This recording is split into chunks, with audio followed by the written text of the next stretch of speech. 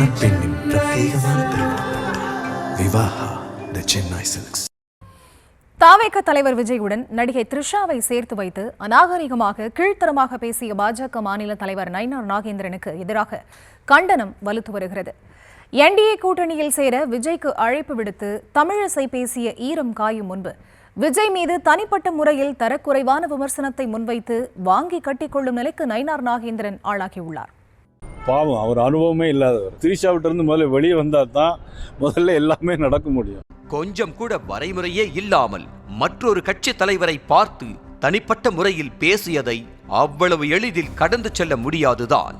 அதாவது குடும்பத்தோடு நல்ல உறவு வைக்கணும், நல்ல தலைவர்கள் வழி நடத்தின இயக்கத்தை நல்ல முறையில் சொல்லணும். முதல்ல இதுல இருந்து வெளிவரணும். முதல்ல வீட்டில இருந்து வெளிவந்தாதான். சேலத்தில் தாவேக தலைவர் விஜயின் நிர்வாகிகள் சந்திப்பு நிகழ்ச்சி நடைபெற்றது.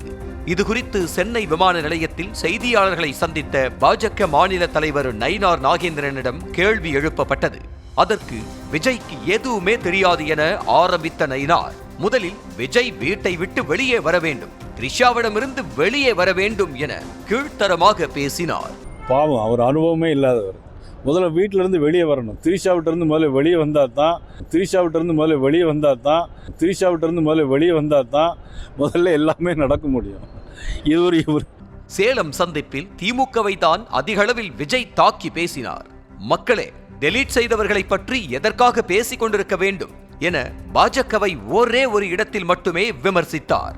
அப்படி இருக்கையில் சத்தமே இல்லாமல் பாஜகவின் மாநில தலைவரான நயினார் நாகேந்திரன் விஜயை தனிப்பட்ட முறையில் காட்டமாக பேசியது சர்ச்சையை மட்டுமல்லாமல் கண்டனத்திற்கும் ஆளாகியுள்ளது. தேசிய கட்சியான பாஜகவின் மாநில தலைவர் பொறுப்பில் இருந்து கொண்டு என்னமோ சமூக வலைத்தளத்தில் ஃபேக் ஐடியில் பேசும் நபர்கள் போல மற்றொரு கட்சி தலைவரை தனிப்பட்ட ரீதியில் நடிகையுடன் சேர்த்து வைத்து விமர்சித்தது நயினாரை நோக்கி பல கேள்விகளை எழுப்பி இருக்கிறது. குறிப்பாக நமிதா, குஷ்பு, கஸ்தூரி என நடிகைகள் பட்டாளத்தை பாஜகவில் சேர்த்து வைத்துக் கொண்டு இன்னொரு நடிகை குறித்து இழிவாக கருத்து கூறுவதுதான் மாநில தலைவரின் பதவிக்கு அழகா என்ற கேள்வியையும் எழுப்பி உள்ளது.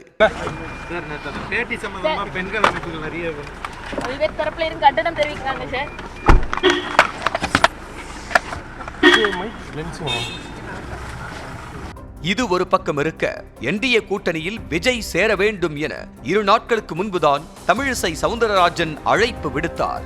அண்ணாவும் ராஜாஜியும் கூட்டணி அமைத்த நிகழ்வை சுட்டிக்காட்டி தமிழிசை சவுந்தரராஜன் அழைப்பு விடுத்த நிலையில் அதற்குள்ளாக விஜய் மீது நாளாந்தர விமர்சனத்தை முன்வைத்த நயினாருக்கு நாலா பக்கத்திலிருந்தும் கண்டனம் குவிந்து வருகிறது. அரசியலில் கொள்கை ரீதியான விமர்சனங்களை தாண்டி தனிப்பட்ட நபர்களை, குறிப்பாக பெண்களை மையப்படுத்தி பேசுவது துரதிர்ஷ்டவசமானதாக பார்க்கப்படுகிறது.